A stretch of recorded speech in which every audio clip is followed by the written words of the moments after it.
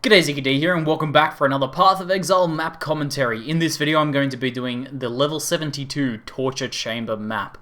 Now, this map, the actual map itself isn't too bad, but it features one of the most difficult and one of the most deadly bosses from this sort of level of maps. This sort of mid-level of maps, you know, the 70 to 72 range of maps. So it should be pretty interesting, and I think this is a boss fight a lot of you guys have been wanting to see. Now the map itself is kind of like a dungeon cells based tile set. There's a fair bit of wide open space, so pack size is a decent mod to roll. Things like pack size magic monsters are probably what you're going to want to shoot for. Anything that amplifies the boss's damage is going to be pretty nasty, because the amount of damage this boss can put out is very, very dangerous. And anything else that sort of aggravates that. I wouldn't do this with temp chains. Temporal chains is going to be very difficult in the boss fight. Mobility is very important, and shield ground could also have that same effect. So both of those ones are ones I'd avoid. But without like sort of any further ado, let's actually jump into it. The one I've rolled just here has patches of burning ground, a small pack size roll, reflect fizz, and cannot be stunned. This is not a very difficult set of map mods, nor is it a particularly high item quantity, but it'll do just fine for the demonstration just here. So let's go ahead and roll this map and open it up. Looks like I'm dropping some frames, but hopefully we get this recording out nicely. Okay, I do know that the flaming ground effect can kill your frame rate, but it seems to be holding steady. Good stuff. Okay, so I'm playing on my my Arc Witch, my Fox Tactics style Arc Witch Carpet Static Taser, level 83 currently, and you'll be able to check out the links in the description below to find out more about this build if you are interested in how it plays. So let's go get started. I'm going to be doing the classic method of sticking to the left. And the way we'll clear is basically sticking to the leftmost wall and then clearing room by room. So you'll generally clear the full room, don't take any doorways, and then you'll move on to the next room to the left, essentially. So this is a room just here, this section we're in, so what we'll do is we'll clear this full room just here. Let me put down my totem as well, and he can help me out, proliferating some shock stacks around. Looks like with the mob spawns we've got shield charges. With the map mods, nothing is going to be really too dangerous. We'll clear out these little rooms. You'll see that there'll be packs of stuff in these little doorways just here, so do make sure to poke into those guys. Otherwise, I think we've run another map recently in this series where you can easily miss like 20, 40 mobs or something like that just by missing those rooms. So again, I'll like full clear this particular room just here, and then once we've done that, we can move around to the left. That way you don't have to sort of go back, and that way you don't miss sections of rooms. Because basically, usually the way you look, oh, have I cleared here? You'll look at your actual map and see if it looks explored on the map. You probably will assume that you've already cleared it. But if we sort of only clear half the room and then move on, then it'll look like we have cleared the room when we actually haven't. So I do like to try and stick to those at most. This one's a little bit awkward, so I'm going to actually head up to this top side first, because this actually is kind of part of the same room here. But we'll try and full clear this area out here, and we should be able to hook around this side and finish off that middle section just there. So I've been pretty happy with how this Arc Witch plays out as well. It does pretty fine in these sorts of maps, and coincidentally, actually, it's probably the best character for taking on this particular boss here, Shock and Horror, because this character has a lot of lightning resistance, and the boss itself has a lot of lightning damage. So, as a bit of a heads up, before you even go into this map, it's a very good idea to bring 1 to 2 Topaz flasks. You'll notice I have one on my toolbar at all times anyway. That's part of my build.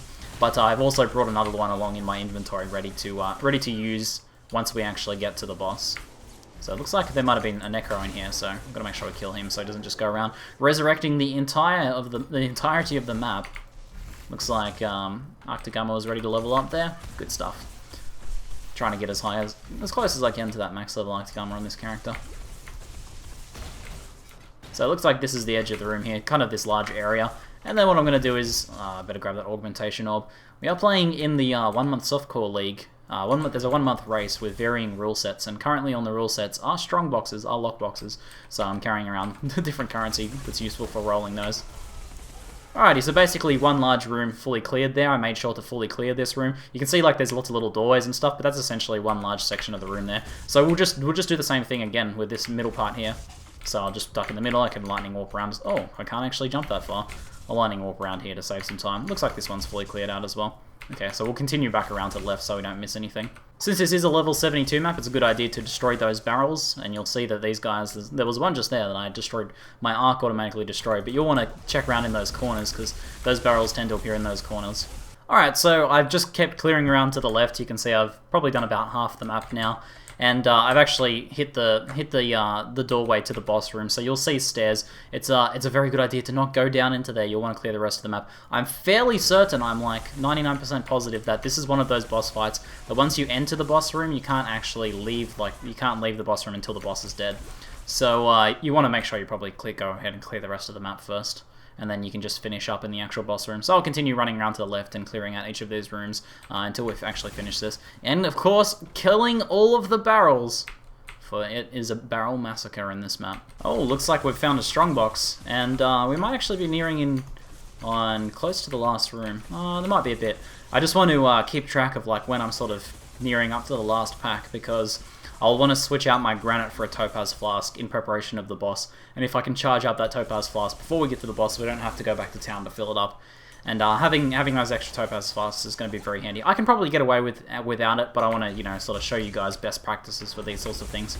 And I think having 2 Topaz flasks will make the boss fight a lot easier. You want, I reckon, optimally, you want a very powerful heal over time flask. So for example, I'm using a sapping sanctified flask, and you'll want a Topaz flask. That's because the most scary thing this boss does is a very potent damage over time laser, essentially. It just homes in on you, and unless you're able to break the sight, it'll keep dealing lightning damage to you very, very quickly. So having the heal over time and the Topaz flask will counteract the damage of that quite effectively. And you can use both of those at the same time, essentially. Alright, it looks like this is mostly cleared out. I might be able to switch over to the Topaz flask now. Hopefully I don't need it for this actual boss. And then let's check it out. Let's check out the strongbox. I don't think we've had a strongbox in one of these episodes before. We've got a Rogue Exile, 3 rare monsters, and nothing else very good. But so this is just going to be a challenging box. This is a challenge box. Alright, well, this will be a bit awkward because I have a very fast lightning warp, but we're going to have to pop it and get out of there. Alright, oh, lightning storm even. And it looks like it is Tor. I did pop my Topaz flask accidentally, thinking it was a granite. Alright, let's see if we can at least save these flasks up. There goes Tor. No rares dropped. Any good blues I could pick up? Yeah, I'll check out the ruby and the coral ring just in case they're any good. Not really interested in the chain belt, the turquoise amulet. At this point, early in a league, even well-rolled blues can be helpful. So there's one we'll do hiding over here. No, someone else. All the zombies have wandered off there. We managed to get some gloves.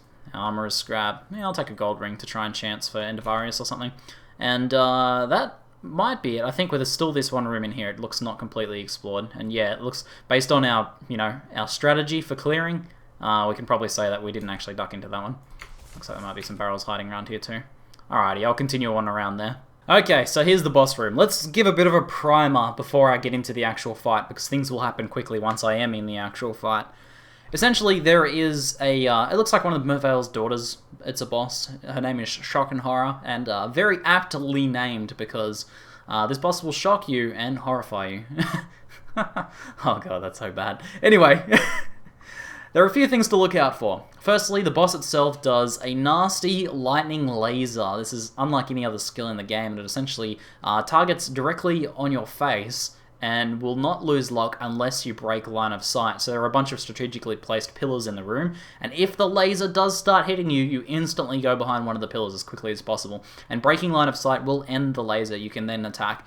Now there is a 20-second cooldown after the laser is broken, after lock is broken, in which she will not use her laser again. So that is the best time to break. Generally the strategy is to bait the laser, break it with pillar as quickly as possible, and then engage the boss. Now, to make things more difficult, she also has 5 lightning warp totems that will lightning warp around, putting shocked ground effect. They hit pretty hard, especially if they all lightning warp on top of you at the same time. Topaz flasks can help counteract them as well. They also lay down the shocking ground effect, which gives you 1 shock stack that you cannot avoid and that you cannot clear up with a flask like this dude just here. It's very nice to have a dispelled shock flask in this fight, though this is something you should be running all the time anyway. But this will help if you get hit by the actual lightning warping totems yourself. Now, and then on top of this, to make things a little bit more difficult, there are a bunch of little squids around. Now, that doesn't sound very bad. She spawns these little squids from the corners of the room. However, when you kill these little squids, they unleash lightning storms, Storm Herald lightning storms. And you basically, if you kill those, make sure you're not standing near them when they go off, because they hurt too, especially if you're standing on that shock ground effect. So the strategy is going to be to run circles around us, stay very mobile, and try and bait the laser, and only really attack after we've baited the laser in that 20-second gap. So let's give it a go. Wish me luck. Now, I'd recommend not doing this boss in hardcore. Straight up, not doing this boss in hardcore if this is your first time going through these maps. If you're doing if you're much higher level maps and you're pretty high level, then maybe you can do it. If you have a lot of lightning resist, you can probably do it. But in general, it's a boss that most people skip in hardcore. Alrighty, here we go. Now there are a few ads in here, so we'll try and draw them off first before aggroing the boss. He's usually pretty easy to draw away. I should be able to bring them all the way down here and sort of get them nicely out of the way there. Alright, is that all of them? I'm gonna run to this pillar, just behind this pillar here.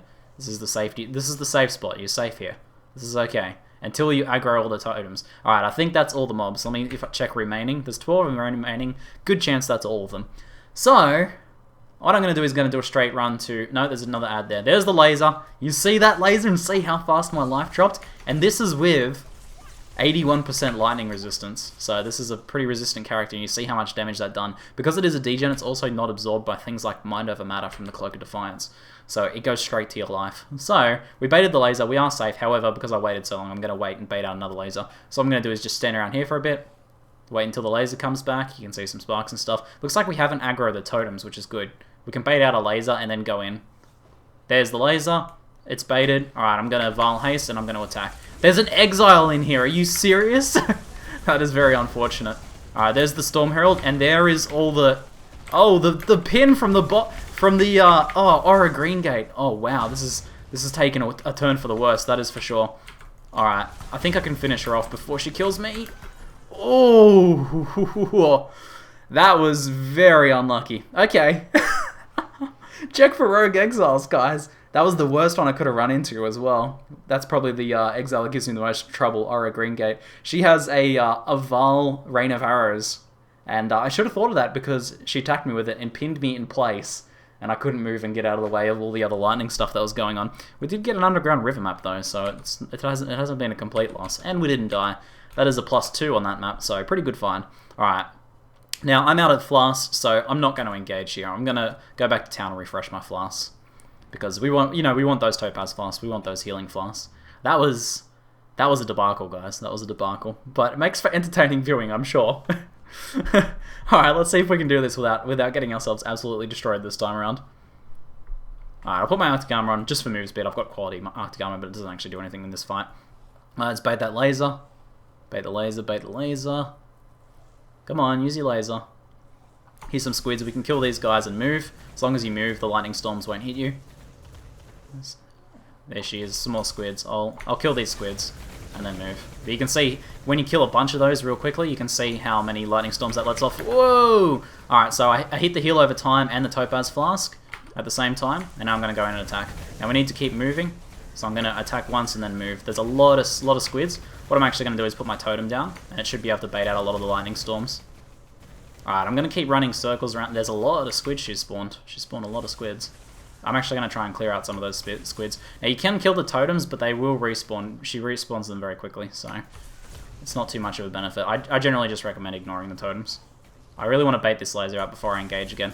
You don't really want to get up close to her and start engaging if she's still got, if her laser is off cooldown. So I'm going to kill these guys. Bait this laser as best I can. There's the laser. Alright, I'm going to heal up. I'm going to Topaz, and I'm going to keep moving and attacking here. But you can see this is a very, very dangerous boss. Even with high lightning resist, there's a lot going on here. Alright, so you can try and keep a mental count. It's probably been about 10 seconds. I reckon we can go for a little bit longer here. The Storm Herald's obviously causing problems. I'm going to use one of my Topaz flasks. I'm getting a lot of fast charges off the little squid dudes, so that helps. My totem will help deal some damage as well, so that's pretty useful. Alright, I think I'm going to wait for the next laser now before I really engage, because I think it has been well over 20 seconds. You can see all the shocking ground effect is playing havoc with my FPS as well. Alright, we're going to try and stay close to this one just here. This is a pretty good spot, apart from all the squids and everything now. I'm going to have to move over this side of the room, I think. Come on, give me the laser. Show me that laser. Show me the laser, shock and horror. Let's put our totem over there. If we're lucky, the totem might be able to bait the laser as well. That'd be pretty good. Alright, there's the laser. Alright, that was baited straight away, so that's actually pretty good. That was a very short duration laser, didn't really take any damage. I'm going to Topaz up here and sort of just keep moving, keep kiting around her. We've got still got like 10 seconds, plenty of time. We're getting her life down pretty low. She doesn't have exceptionally high life, so as long as you play it pretty safely, you'll be okay. I'm going to use my last Topaz here. See, the Topaz is up. I took very little damage because of the Topaz, but I was in a bad spot just then, so I took way more damage than I could have. If I didn't have that Topaz up, I would have been in trouble, that's for sure. But we've baited the laser, so we are safe to engage again. But yeah, I was out in the open there. You do want to try and sort of fight her. If it's getting close to that 20-second mark, you do want to try and fight her near one of those pillars. There it is, there's the pillar. So now we duck behind, side is broken straight away, and there's the kill. Now, it's not over though, don't breathe a sigh of relief just yet. You will want to clear up those adds and the totems before you can collect all the loot. You can actually just go back to town and come back if you have a spare portal, and the totems will actually disappear after you go back. So we'll just kill them though. Shouldn't take too long to kill these little dudes here. So you can see that is quite the hectic fight and very, very dangerous. But using those Topaz flasks, using that potent heal over time flask, and baiting the laser out before engaging, you can be pretty safe. Just watch out for exiles in the map room, because that's possibly one of the worst things that could have happened. I actually can't think of any way that could have went worse. You know, apart from me dying, I can't think of how else that could have gone badly. But that was pretty much the worst thing that could have happened in terms of spawning. So let's pick up some of this stuff, and then we'll head back to town. And as usual, I DR loot at the end, just as a little bit of fun. What else have we got here? A throat stabber. We'll pick up that. Okay, heading back. So let's see how we did. That map's pretty fun. I like that boss. It's a very mechanically interesting boss. It's scary. It's terrifying. Doing that boss in hardcore is absolutely terrifying. I had a pretty near brush just there, and my character is very lightning resistant. So if you don't have a lot of lightning resistance, if you're not running Purity of Lightning, and you don't have extra lightning resistance from the tree, then you will want to be very cautious of that boss. It's even more hectic doing that in a party, I think, because you don't know who's going to get the laser, and she has more life, and, everyone's setting off the squids, and it's kind of one I actually prefer doing solo. So, let's idea this stuff just here and see what we got. Might actually be a little bit low on scrolls. No, we're going to make it. Okay. Looks like nothing on the rings and amulets there. Nothing good has rolled on any of those dudes. That's pretty bad. Nothing special in any of these guys. 1 tier 1 resist, but nothing else. Very low crit chance multiplier, life, and resist. Oh, that was almost good, actually. That might actually sell. This is early in the league, so something like that might actually sell for someone playing like a crit split character. So we'll go ahead and put that in there. But then again, every quiver I've kept so far is not sold. No one's buying quivers.